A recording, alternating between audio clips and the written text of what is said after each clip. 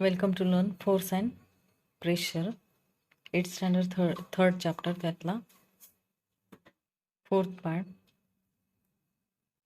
Pressure of liquid. आतापर्यंत आपण pressure on solid पाहिलं. आता प्रेशर ऑफ लिक्विड. लिक्विड कसं प्रेशर एक्झर्ट करत असतं, लिक्विडमुळे कसं प्रेशर निर्माण होतं ते शिकायचं आहे. त्याच्यासाठी एक ॲक्टिव्हिटी करून पाहिजे आहे.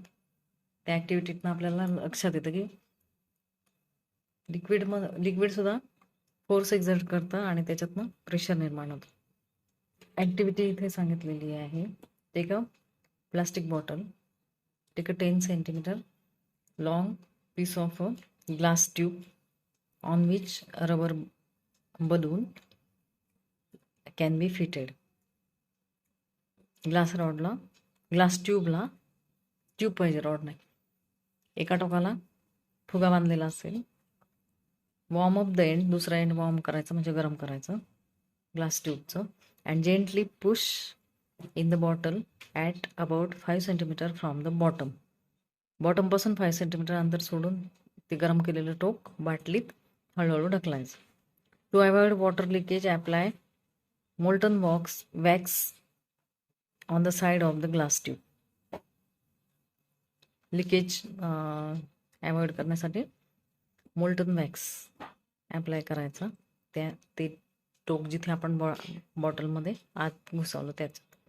नाव fill water slowly in the bottle and see how balloon inflates. ते बॉटलमध्ये पाणी जर भरलं तर आपल्याला बलून फुगलेला दिसेल. What is observed? The pressure of water acts on the side of the bottle as well. पाण्याचं प्रेशर जे आहे ते बॉटलच्या साईडवर ॲक्ट करत होतं. आता दुसरी ॲक्टिव्हिटी दिली आहे. वॉटरचं प्रेशर, वॉटर फोर्स कसा एक्झर्ट करत असतं त्याचं एक दुसरं एक्झाम्पल दिलेलं आहे. दुसरी activity, take a plastic bottle, pierce it with a thick needle at the points 1, 2, 3 as shown in figure. ह्या 1, 2, 3 या लेवलला जाड सुईने होल पाडायचं, त्यात वॉटर फिल करायचं आणि नंतर वॉटर फिल केल्यानंतर त्याचं ऑब्झर्वेशन करायचं. The water jet emerging from the hole at the top will fall closest to the bottle. The water jet म्हणजे पाण्याच्या धारा, from the hole at the top म्हणजे वरच्या, त्या होलमधनं जी पाण्याची धार येते ती कुठे फॉल होते? क्लोजेस्ट टू द बॉटल, बॉटलच्या अगदी जवळ फॉल होते. आणि the jet from the lowest hole falls furthest म्हणजे थोडं लांब. फर्दर अवे याचा अर्थ च्यापासून थोडं दूर, लांब, from the bottle. Lowest hole जे आहेत खालची, त्यांची थोडीशी पाण्याची धार लांब जाते. ऑल्सो जेट्स coming out from the 2 holes at the same level fall at the same distance from the bottle. वरचं जे होल आहे त्याच्यातनं पाण्याची धार थोडीशी बॉटलच्या जवळ पडणार, दुसऱ्या होलची त्याच्यापेक्षा थोडी लांब जाणार, आणि जे सगळ्यात खाली आहे तर ते खालचे जे आहे त्यातनं सगळ्यात जास्त लांब जाणार. आणि जर कोणत्याही लेवलला आपण जर त्याच लेवलला दुसरं होल पाडलं तर त्या होलमधनं, पहिल्या होलमधनं जेवढ्या अंतरावर गेली ती धार तेवढ्याच अंतरावर जाणार. व्हॉट इज अंडरस्टूड फ्रॉम दिस? याच्यावरनं आपण काय शिकलो? तर आपण याच्यावरनं काय शिकलो? आता लिक्विड प्रेशर विषयी आपण काय शिकलो? प्रेशर ऑफ लिक्विड विषयी आपण काय शिकलो? तर at any one level the liquid pressure is the same as at any one level. एका लेवलला लिक्विड प्रेशर हे सेम असतं. Also the pressure increase as the depth of the liquid increases. Pressure increase होतं depth of the liquid as the depth of, पाण्याची खोली जितकी वाढेल तितकं प्रेशर इन्क्रीज होतं. म्हणून जे खालच्या लेवलला होल होतं 1 नंबरचं, त्याची धार लांब गेली. त्या होलमधनं निघणारी पाण्याची धार लांब गेली, कारण ती जास्त खोलवर होतं. Liquid एक्झर्ट्स pressure on the wall of container. Liquid pressure exert करतं, म्हणजे प्रेशर लावतं कुठे, दाब देतं कुठे, on the wall of container. ज्या कंटेनरमध्ये ते भरलेलं आहे त्या कंटेनरच्या वॉलवर लिक्विड प्रेशर एक्झर्ट करत असतं. हे एवढं आपण प्रेशर ऑफ लिक्विडमधनं शिकलो. इथे लिक्विड वॉल ऑफ कंटेनरवर, आता समजा ह्या कंटेनरची वॉल ही त्याच्यावर प्रेशर एक्झर्ट करत होतं, म्हणून हे पाणी बाहेर फेकलं जात होतं. आणि बॉटम लेवलला प्रेशर जास्त होतं पाण्याचं असतं. जसजशी पाण्याची खोली वाढली जाते तसं ते प्रेशर इन्क्रीज होतं. The pressure increases as the depth of liquid increase. म्हणून ही धार लांब पडत होती, वरची त्याच्यापेक्षा थोडी कमी, आणि इथे प्रेशर सगळ्यात कमी असल्यामुळे ती सगळ्यात जास्त जवळ पडत होती. ते झालं प्रेशर ऑफ लिक्विड विषय. आता गॅस प्रेशर विषयी आपण काय शिकणार आहोत. इथे सुद्धा एक ऍक्टिव्हिटी दिलेली आहे. If a balloon is inflated bye feeling air bye mouth. फुगा जर फुगवला आपण तोंडाने, it inflates on all sides. पूर्ण साईडला तो फुगतो, पूर्ण साईडने. त्या फुग्याची जेवढा आकार आहे तेवढ्या सगळ्या आकारात तो एकसारखा फुगतो. आपण जर त्याला होल पाडले, if a pin hole is created in the balloon, air काय होईल, एअर लीक होईल आणि त्या फुग्याचा आकार छोटा छोटा होत जाईल. It is realize that. आता मग ह्याच्यावरनं आपण काय शिकलो, गॅस प्रेशर विषयी आपण काय लक्षात घ्यायचं. Gas एक्झर्ट्स a pressure on the wall of container in which it is enclosed. म्हणजे जसं लिक्विडचं आहे तसंच गॅसचं पण आहे. ते ज्या कंटेनरमध्ये भरलेलं आहे त्याच्या वॉलवर प्रेशर एक्झर्ट करत असतं. All gases and liquids have a common name, fluid. गॅसला आणि लिक्विडला सायन्सच्या भाषेत फ्लुइड असं नाव आहे, आणि हे तुम्ही पुढे जास्त प्रमाणात हा शब्द वापरला जातो, fluid. A fluid enclosed in a container exerts its pressure equally in all directions at a point within the fluid. ते फ्लुइडच्या आतमध्ये सगळ्या डायरेक्शनला हे सेम प्रेशर एक्झर्ट करत असतं. तर गॅस प्रेशर विषयी हे लक्षात ठेवायचं आहे एवढं.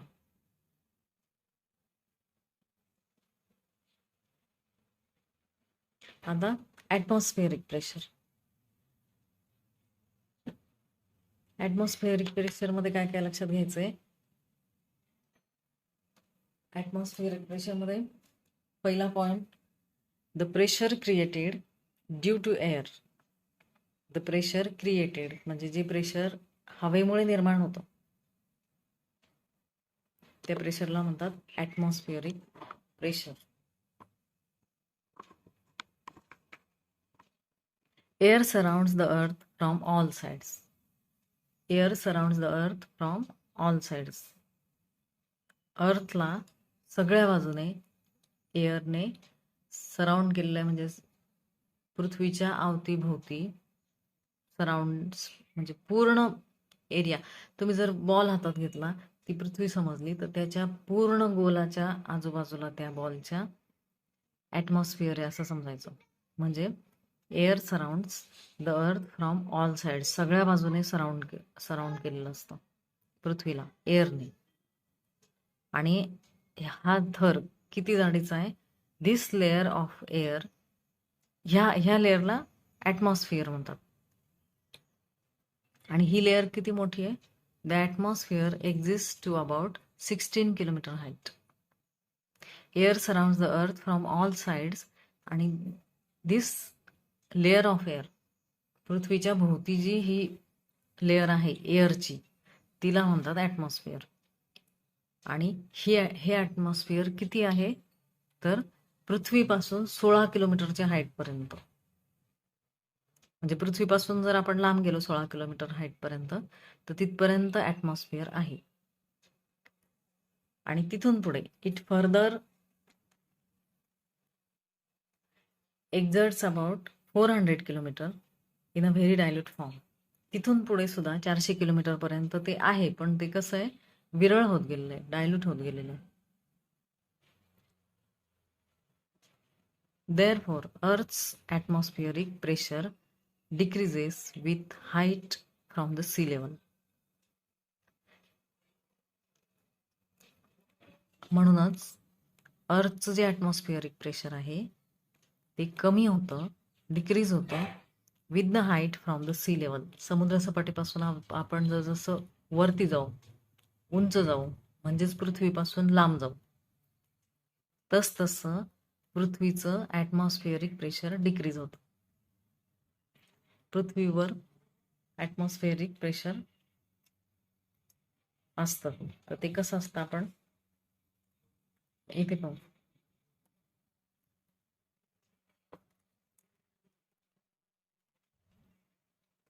Imagine that a very long hollow cylinder of unit cross-sectional area, एक विशिष्ट एरियाचं एक रिकामं मोठं cylinder standing on the surface of earth, हे पृथ्वीवर आपण उभं केलेलं आहे.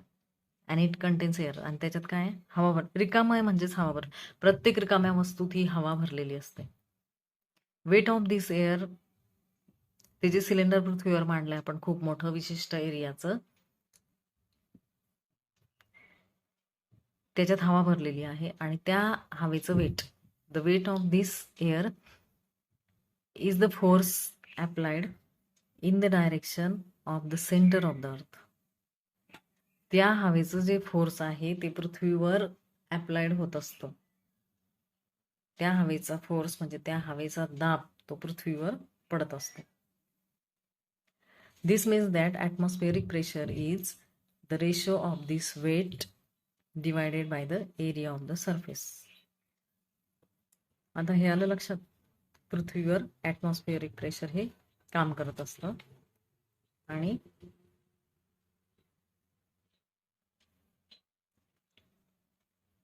ते पृथ्वीपासून आपण जसं लांब जाऊ तसं ॲटमॉस्फिअरिक प्रेशर कमी कमी होत जातं. त्यामुळे पृथ्वीवर the earth's atmospheric pressure decreases with height from sea level. Sea लेवलपासून आपण जसं वरती लांब जाऊ, वरती जाऊ, तसं ते प्रेशर डिक्रीज होतं. The air pressure at the sea level is called 1 atmosphere pressure. The air pressure at the sea level, समुद्र सपाटीच्या लेवलला जे प्रेशर असतं ना ॲटमॉस्फिअरचं, ते 1 मानलं जातं, 1 ॲटमॉस्फिअर मानलं जातं.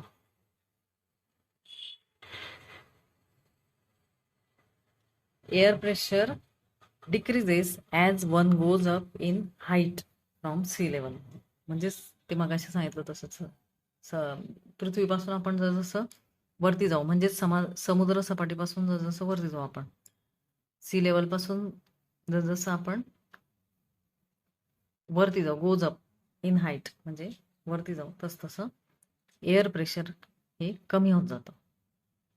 म्हणूनच पृथ्वीपासून पुढे 400 किलोमीटर पुढे, मगाशी शिकलो ना आपण, 400 किलोमीटर पुढे जसं जाऊ आपण, वरती जाऊ, तसं ती हवा विरळ होत जाते. म्हणजेच ॲटमॉस्फिअरिक प्रेशर कमी होत जातं, म्हणजेच वजन कमी होतं. म्हणूनच चंद्रावर माणूस गेला की त्याचं वजन खूप कमी भरतं, कारण तिथे ॲटमॉस्फिअरच नाही.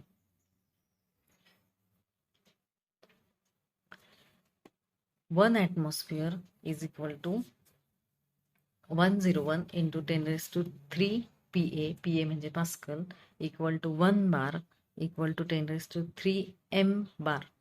हे तुम्हाला पाठ करावं लागेल. हे युनिट दिलेलं आहे. 1 atmosphere is equal to 101 into 10⁻³ PA equal to 1 bar equal to 10⁻³ M bar. म्हणजेच काय, 1 ॲटमॉस्फिअरचा अर्थ हा आहे आणि त्याचाच अर्थ हा आहे म्हणजे 1 बार आणि त्याचाच अर्थ हा आहे 10⁻³ m बार. हे एवढं म्हणजेच एवढं आणि म्हणजेच एवढं असा त्याचा अर्थ. हे पाठ करावं लागेल तुम्हाला. आणि मग इथे 10⁻³ m बार दिलंय म्हणून मग त्यांनी 1 m बार म्हणजे किती हे सांगितलंय. 1 m bar approximately equal to, हे असं चिन्ह म्हणजे approximately equal to 10⁻² PA hectopascal. 10⁻² PA म्हणजेच त्याला दुसरं नाव आहे हेक्टोपास्कल. आता एअर ज्या कंटेनरमध्ये भरलेला आहे तर त्याच्या वॉलवर तो प्रेशर कसा एक्झर्ट करतो, तर हे इथे हे आतापर्यंत दाखवलं मी आता ते शिकलो आपण. If air exist in a close container, जर एअर क्लोज कंटेनरमध्ये भरला आपण तर तिथे काय होतं, air molecules in random motion, एअरचे जे मॉलिक्यूल आहेत छोटे छोटे इन रॅन्डम मोशन, एअरचे मॉलिक्यूल सतत हलत असतात, फिरते असतात. सॉलिडचे तसे फिरते नसतात म्हणून सॉलिड हे खूप घट्ट असतं आणि एअरचे मॉलिक्यूल हे मोकळे असतात, ते फिरत असतात सतत. मग ते काय करतात, air molecules in random motion continuously hit the wall of container. ते मोशनमध्ये असतात सतत, म्हणजे ते सतत हालते असतात. मग ते हालचाल करताना त्यांची हालचाल जेव्हा चालू असते तेव्हा ते वॉलला धडकतात, ज्या कंटेनरमध्ये आहेत त्या वॉलला जाऊन धडकतात, hit the wall of container. आणि जेव्हा धडकतात त्यावेळेस इन दिस इंटरॅक्शन, हे घडत असताना force is exerted on walls of container. Force exert होतो, ते धडकतात म्हणजेच काय होतं, फोर्स एक्झर्ट करतात त्या कंटेनरच्या वॉलवर आणि त्यामुळे प्रेशर निर्माण होतं. Pressure is created due to this force. हेच लिक्विडचं होतं, हेच एअरचं होतं. तर ते कसं त्या वॉलवर प्रेशर नेमकं कसं क्रिएट होतं हे तुम्हाला आता लक्षात आलं असेल. आता हे प्रेशर असतं, आपण पृथ्वीवर राहतो आपण, जगतो. तर मग आता हा हवेचा दाब आहे, आपण पृथ्वीवर आहे, पृथ्वीवर हवेचा दाब असतो. मग त्या दाबाखाली आपण दबले का जात नाही, तो दाब आपल्याला, तो ऍटमॉस्फिअरिक प्रेशर आपल्याला दाबून का टाकत नाही. हा दाब तर आहे, पृथ्वीवर ऍटमॉस्फिअर आहे आणि तो ऍटमॉस्फिअरिक प्रेशर, तो दाब पृथ्वीवर डायरेक्ट पडत असतो. मग पृथ्वीवर आपण स्वतः राहतो, अनेक जीवजंतू राहतात, ते दाबले का जात नाहीत, तर आपण का दाबले जात नाहीत. We continuously bear atmospheric pressure on our hands. आपल्या हातांवर आपण सतत हेड्स, आपण आपल्या डोक्यावर सतत, म्हणजे बॉडीवर पूर्ण आपण सतत तो हवेचा दाब जाणवत असतो. आपल्याला तो तो दाब कायम असतो आपल्या शरीरावर. हाऊएव्हर द कॅव्हिटीज, जरी असं असलं तरी cavities in our body are also filled with air. आपल्या बॉडीच्या ज्या कॅव्हिटी असतात त्या एअरने भरलेल्या असतात, आर फिल्ड विथ एअर, त्या एअरने भरलेल्या असतात. आपल्या शरीराच्या कॅव्हिटी म्हणजे कोणत्या कॅव्हिटीज, तर आपलं तोंड उघडल्यानंतर ती कॅव्हिटी तयार होते, त्यात हवा असते. आपले कानाला होल आहेत आपल्या, म्हणजे ती कॅव्हिटी झाली, तिथे पण हवा भरलेली असते. आपलं नाक, त्याला 2 कॅव्हिटी असतात, तिथे सुद्धा हवा भरलेली असते. आणि व्हेन्स, आपल्या ज्या शिरा आहेत त्या ब्लडने भरलेल्या असतात. Therefore, we do not get crushed under water and due to atmospheric pressure. म्हणजे पाण्यात पण आपण दाबले जात नाहीत आणि ॲटमॉस्फेरिक प्रेशरमध्ये पण आपण दाबले जात नाहीत. As the pressure is balance, कारण वातावरणाचा दाब हा संतुलित होतो.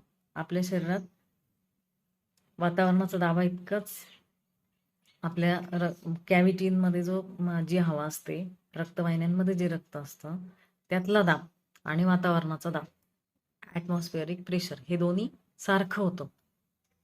त्यामुळे आपण दाबले जात नाही, नाहीतर आपण असे दाबून चपटे झालं असतं, किंवा कुठलेही इतर सजीव हे तसे झाले असते दाबून. तर हे झालं ॲटमॉस्फेरिक प्रेशर विषयी. पुढचा पार्ट आहे बियॉन्ड फोर्स. बियॉन्ड फोर्स म्हणजे काय, कसा असतो तो बघू आपण. Take a plastic bottle and fix a lid tightly. Lid म्हणजे झाकण. Now place it in a water and see. It will float on water. रिकामी असल्यामुळे ती पाण्यावर तरंगणार. Try and push it in to the water. ती पाण्यात दाबायचं, खाली पाण्यात दाबायचं, ढकलायचा प्रयत्न करा. Even when push it continuous to float. जरी आपण ती पाण्यात दाबली तरी ती पुन्हा वर येऊन तरंगणारच. This experiment can be done with the help of plastic hollow ball. प्लास्टिकच्या आतमधून जो पोकळ असेल, होलो म्हणजे आतमधून पोकळ, त्या बॉलने सुद्धा तुम्ही हा प्रयोग करून बघू शकता. We fill the bottle with water and water to the fullest capacity and close the lid. आता बॉटल पाण्याने फुल भरायची आणि लीड झाकण लावायचं. And release in water. पाण्यात सोडून द्यायची. The bottle will float inside the water. Why does this happen. ती बॉटल मगाशी रिकामी होती, ती पाण्याच्या वर तरंगत होती, आणि आता पाण्याने भरल्यानंतर ती पाण्याच्या आत तरंगायला लागली. हे का घडलं. तर इथे बियॉन्ड फोर्स काम करत होतं पाण्याच्या बॉटलवर, म्हणून ती तरंगत होती. तर ते कसं ते बघू आपण.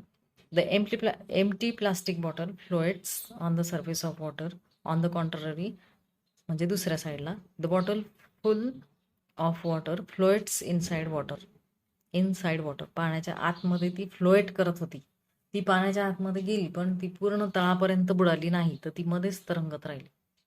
इनसाइड द वॉटर ती फ्लोएट होत राहिली. But does not go the bottom. तळाला ती काही गेली नाही, पाण्याच्या मध्ये अशी तरंगत राहिली. The weight of the empty bottle is negligible. Empty बॉटलचं वेट हे कसं होतं, निग्लिजिबल म्हणजे अगदीच नगण्य, म्हणजे खूप कमी, अति कमी. As compared with the weight of the water inside. कोणाशी कम्पेअर केलंय, पाण्याने भरलेल्या बॉटलशी. Such a bottle with water neither floats on the surface nor does it go to the bottom. म्हणजे सच अ बॉटल म्हणजे पाण्याने भरलेली बॉटल ही पाण्याच्या वरती सरफेसवर पण नाही तरंगली आणि बॉटमला पण नाही गेली. This means the force due to gravity acting downwards must have been balanced by the opposing force in the upward direction. काय काय सांगितले ते आपण नीट लक्षात घ्या. दिस मीन्स याचाच अर्थ काय झाला, ती बॉटल तशी पाण्याच्या मध्ये का तरंगत राहिली. The force due to gravity acting downwards must have balanced. Gravitational force जो खालच्या दिशेने ॲक्ट करत होता तो बॅलन्स झाला असेल. कशामुळे. By an opposing force in the upward direction on the bottle filled with water. त्या बॉटलवर opposing force in the upward direction, वरच्या दिशेने जो अपोजिंग फोर्स ॲक्ट करत होता बॉटलवर, आणि खालच्या दिशेने ग्रॅव्हिटेशनल फोर्स जो ॲक्ट करत होता तो बॅलन्स झाला, म्हणून ती बॉटल मधल्यामध्ये अशी तरंगत राहिली. आणि तो फोर्स, वरच्या दिशेने जो फोर्स बॉटलवर ॲक्ट होता तो कुठून होता. This force must have originated from the water surrounding the bottle. Water surrounding the bottle. हा फोर्स कुठून आला. वरच्या दिशेने जो बॉटलवर फोर्स ॲक्ट करत होता, खालच्या दिशेचा तर ग्रॅव्हिटेशनल होता, वरच्या दिशेचा कुठून आला. This force must have originated. तो कुठून निर्माण झाला. From the water surrounding the bottle. बॉटलच्या सराउंडिंग, अवतीभोवती जे पाणी होतं त्या पाण्यातनं तो फोर्स निर्माण झाला. The upward force acting on the object in water. वरच्या दिशेने ऑब्जेक्टवर, पाण्यामध्ये वरच्या दिशेने जो फोर्स ॲक्ट करत असतो पदार्थावर, ऑर अदर फ्लुइड, किंवा पाणी असेल किंवा दुसरं काही फ्लुइड असेल किंवा गॅस असेल, म्हणजे दुसरं काही असेल, वॉटर सोडून दुसरं काही असेल, दुसरं काही फ्लुइड असेल किंवा गॅस असेल, आणि तो ते जे त्यांच्या आतमध्ये जी वस्तू असते तिच्यावर फोर्स ॲक्ट करत असतात, त्याला म्हणतात बियॉन्ड फोर्स. आणि तो असा लिहितात FB. इथे लिहिलं FG. जी म्हणजे ग्रॅव्हिटेशनल फोर्ससाठी होता हा, आणि हा आहे FB म्हणजे बियॉन्ड फोर्स. म्हणजे पाण्यात एखादी वस्तू असेल तर त्या वस्तूवर अवतीभोवतीचं जे पाणी फोर्स ॲक्ट करत असतं त्या ऑब्जेक्टवर, त्या फोर्सला म्हणतात बियॉन्ड फोर्स. तर आता इथे काही उदाहरणं दिलीत. While pulling a bucket from a well. Pulling म्हणजे ओढणे, बकेट बादली, वेल म्हणजे विहिरीतून. The bucket full of water emerge fully in water appears to weigh less than when it has been pulled out of water. काय सांगितले ते? While pulling a bucket from well, the bucket full of water immersed fully in water appears to weigh less. To weigh less. Less म्हणजे कमी, weigh म्हणजे वजन. तिचं वजन कमी भासतं आपल्याला, appears भासतं. ती बादली ओढताना इमर्ज फुल्ली इन वॉटर म्हणजे पूर्ण पाण्यात बुडलेली असते ती, त्यावेळेस तिचं वेट अगदी कमी असतं. Than when it has been pulled out of water.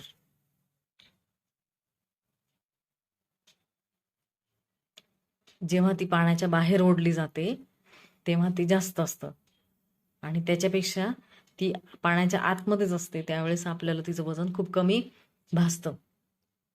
तर आता हे विहिरीवर जाणं शक्य नाही, पण तुम्ही मग पाण्याचा, आंघोळीचा मग असतो ना आपण, तो मोठ्या बादलीत फुल पाणी भरून त्याला दोरा बांधून तुम्ही तो सोडू शकता, आणि मग हा अनुभव घ्या तुम्ही. तो मग जेव्हा पाण्याच्या आतमध्ये असतो, बादलीच्या आतमध्ये असतो, त्यावेळेस त्या दोराला, त्याला जो दोर बांधलाय आपण त्याने तो ओढणार आहे, त्याला वजन जाणवतं का बघायचं, आणि तो ओढून आपण जेव्हा पाण्याच्या बाहेर काढू त्यावेळेस त्याचं वजन जास्त जाणवेल तुम्हाला, ते बघायचं. तिथं तसं का होतं, तर ह्या बियॉन्ड फोर्समुळे होतं. जोपर्यंत ते पाण्यात असतं तोपर्यंत त्याच्यावर हे बियॉन्ड फोर्स ॲक्ट करत असतं ना, म्हणजे त्याच्या अवतीभोवती जे पाणी आहे ते पाणी त्याच्यावर फोर्स एक्झर्ट करत असतं, म्हणून ते आपल्याला वेटलेस वाटतं. पण आपण जेव्हा ते बाहेर काढतो मग तेव्हा त्याचं खरं वेट आपल्याला जाणवतं, म्हणून ते पाण्याच्या बाहेर काढल्यानंतर, विहिरीतली बादली पाण्याच्या बाहेर काढल्यानंतर ती जड लागते. कारण take a piece of thin aluminium sheet and dip it in water in a bucket. What do you observe? Now shape the same piece of aluminium into a small boat and place it on the surface of water. If fluids, isn't it? म्हणजे ॲल्युमिनियमचं जर पाण्याचं sheet मोठं तुम्ही पाण्यात टाकलं तर काय होईल ते ऑब्झर्व करा. काय होणार, ते बुडणार. आणि त्याला जर तुम्ही बोटीचा आकार दिला तर काय होणार, ते तरंगणार, पाण्यावर तरंगणार. An iron nail sinks in water, but why does the massive steel ship float on it? जसं ॲल्युमिनियमचं तसंच हे आयर्न म्हणजे लोखंडाचं सांगितलंय. When an object is dipped in a liquid, जेव्हा ऑब्जेक्ट पाण्यामध्ये बुडलेला असतो, बियॉन्ड फोर्स त्याच्यावर ॲक्ट करत असतं, and hence it appears that the weight of the object is reduced. Buoyant force त्याच्या अवतीभोवती त्या पदार्थावर ॲक्ट करत असतं, म्हणून त्याचं वेट कमी भासतं. It becomes easier to swim in sea water than fresh water. Sea वॉटरमध्ये पोहणं हे सोपं असतं फ्रेश वॉटरपेक्षा. हे का होतं? This is because the density of sea water is higher than density of fresh water. आता ती का असते? सी वॉटरची डेन्सिटी जास्त असते फ्रेश वॉटरच्या डेन्सिटीपेक्षा. तर ती आता का असते? Due to salt dissolve in sea water. Sea वॉटरमध्ये काय असतात, सॉल्ट डिझॉल्व केलेले असतात, त्याच्यामुळे त्याची डेन्सिटी जास्त असते, म्हणून त्याच्यात पोहणं सोपं जातं. पोहणं सोपं जातं म्हणजेच वस्तू तरंगणं सोपं जातं. In this book, you have seen that lemon sinks in a glass filled with water.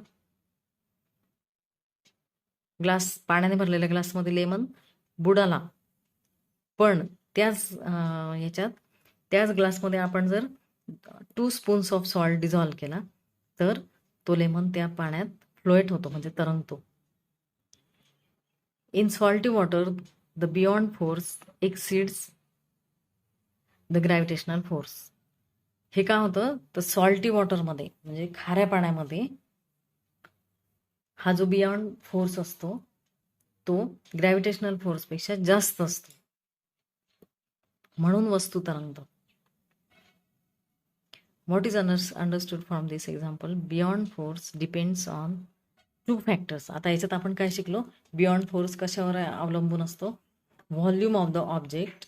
The buoyant force is more if the volume of the dipping object is more. त्या वस्तूचा आकारमान, व्हॉल्यूम म्हणजे काय? त्या वस्तूचा आकारमान कसं आहे त्यावर बियॉन्ड फोर्स अवलंबून असतो. व्हॉल्यूम जर जास्त असेल तर बियॉन्ड फोर्स जास्त असतो. Density of liquid, more the density of liquid more is the force of buoyancy. त्या पाण्याची डेन्सिटी जर जास्त असेल तर बियॉन्ड फोर्स सुद्धा जास्त असतो. बियॉन्ड फोर्स विषयी आपण ह्या 2 गोष्टी शिकलो. बियॉन्ड फोर्स म्हणजे काय शिकलो. व्हिडिओ आवडला तर लाईक करा, शेअर करा, सबस्क्राईब करा. व्हिडिओला सबस्क्राईब नक्की करा, म्हणजे तुम्हाला सगळे पार्ट ह्या चॅप्टरचे, याच्या आधी 2 चॅप्टर शिकवून झाले ते सगळे, आणि सगळ्यांचे एक्झरसाइज पण तुम्हाला बघायला मिळते.